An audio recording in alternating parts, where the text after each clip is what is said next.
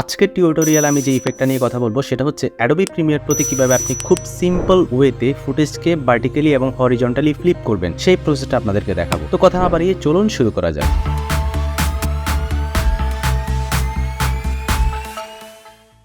প্রথমে আমি Adobe Premiere প্রোতে চলে আসলাম। এখানে টাইমলাইনের মধ্যে আমি দুইটা ফুটেজ নিয়ে আসছি, দুইটার মধ্যে দুইটা ভ্যারিয়েন্ট দেখানোর জন্য। এই দুইটা ফুটেজের মধ্যে ফ্লিপ ইফেক্টটা কি রকম দেখায় সেই জিনিসটা দেখানোর জন্য আমি দুইটা ফুটেজ এখানে রেখেছি। প্রথমে আমি ইফেক্ট প্যানেলে যাব, ইফেক্ট প্যানেলে যে লিখবো ফ্লিপ।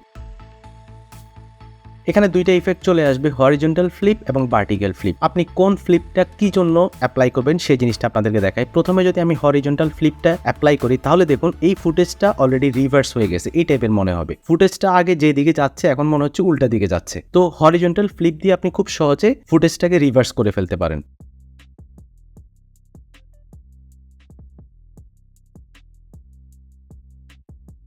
এখন আমি এই ইফেক্টটাকে ডিলিট করে দিলাম। ডিলিট করে আমি আবার ইফেক্ট প্যানেলে যাব। ইফেক্ট প্যানেলে যে ভার্টিক্যাল যে ফ্লিপটা রয়েছে এটাকে ড্র্যাগ করে ফুটেজের উপর অ্যাপ্লাই করে দিব। তাহলে দেখুন আমার এই ফুটেজটা উপরে নিচে ফ্লিপ হয়ে গেছে। অনেক সময় অনেক ভিডিওর মধ্যে এই টাইপের ইফেক্টটা ইউজ করা হয়। খুব সিম্পল ওয়েতে আপনি আপনার ভিডিওর মধ্যে এই ইফেক্টটা অ্যাপ্লাই করতে পারেন। পরের ভিডিও ফুটেজের মধ্যে যদি আমি দুইটা ইফেক্ট অ্যাপ্লাই করি তাহলে দেখুন দুইটা ইফেক্ট কি রকম চেঞ্জটা নিয়ে আসে। অনেক ক্রিয়েটিভ ভিডিওর মধ্যে, মিউজিক ভিডিওর মধ্যে এই টাইপের ইফেক্টগুলো অ্যাপ্লাই করা হয়। তো এগুলো অনেক সময় রোটেশন ভ্যালু চেঞ্জ করেও করা হয়। সেক্ষেত্রে অনেক সময় পজিশন চেঞ্জ করতে হয়, স্কেল করতে হয়, কিন্তু আপনি খুব সহজে এই দুইটা ইফেক্ট দিয়ে এই জিনিসটা করতে পারেন, যেটার জন্য আপনাকে পজিশন স্কেল করার প্রয়োজন হয় না।